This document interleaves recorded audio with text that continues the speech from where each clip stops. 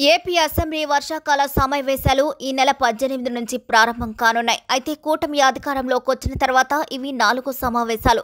అయితే ఈ సమావేశాలకు మాజీ సీఎం జగన్మోహన్ రెడ్డి హాజరవుతారని ప్రచారం నడిచింది.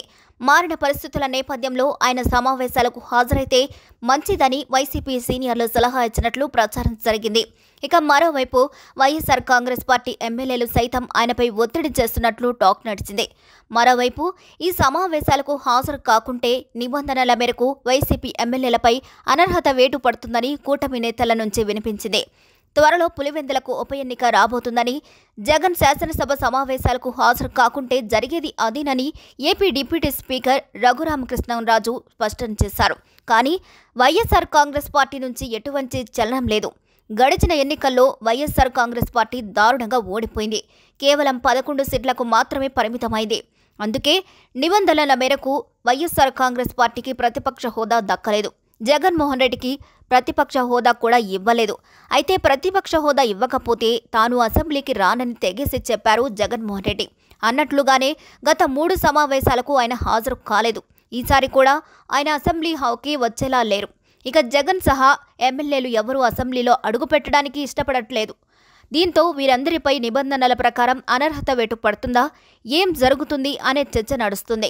అయితే ఒకవేళ ఉప ఎన్నిక వస్తే వైఎస్ఆర్ కాంగ్రెస్ పార్టీ ఎదుర్కోగలదా అంటే మౌనమే సమాధానమవుతుంది. 2019లో అధికారంలోకొచ్చింది వైఎస్ఆర్ కాంగ్రెస్ పార్టీ. నాడు 23 స్థానాలకే పరిమితమైంది తెలుగుదేశం.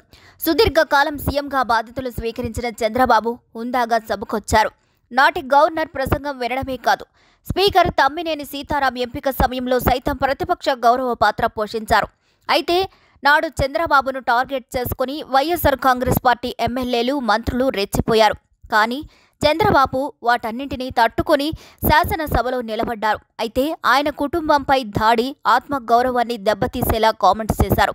దీంతో ఆ వయసులో కూడా చంద్రబాబు ఏం చేయలేక బోరున ఏడ్చేశారు. ఇప్పుడు చంద్రబాబుకు ఎదురైన అవమానాలన్నీ కూడా జగన్మోహన్ రెడ్డికి అనుభవమే. ఎందుకంటే నాడు శాసనసభలో ఆయన కూడా ఉన్నారు. అందుకే ఇప్పుడు ప్రతిపక్ష హోదాను అడ్డం పెట్టుకుని ఇవ్వలేదని సాకు చూపి అసెంబ్లీ సమావేశాలకు హాజరు కావడం లేదు.